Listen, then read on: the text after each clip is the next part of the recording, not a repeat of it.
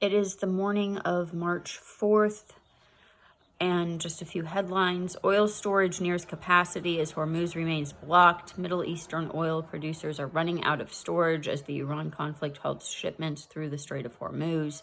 Iraq has already cut production. Saudi Arabia and the UAE may follow within weeks. Oil futures hit a 19-month high above $85 a barrel. The reports of Iranian peace overtures paired gains to $82 a barrel. Combined Gulf storage has about 100 million barrels left, but effective capacity is lower due to operational limits and tank locations.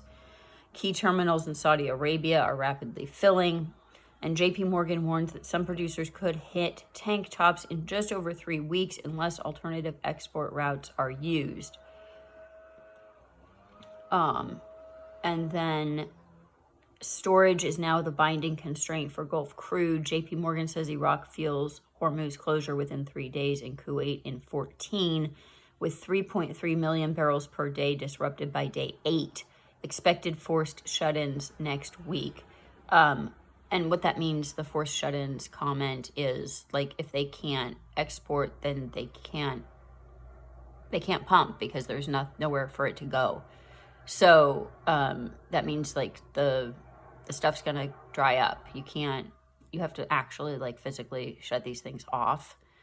And it's a bad scene. And we talked about this during early in the Russian crisis in 22, that this was going to be a problem for the Russians. The Russians kind of managed to avoid it because they had the tankers, and you've got the Black Fleet or whatever they're calling it, the gray market, I think helped kind of avoid a lot of that.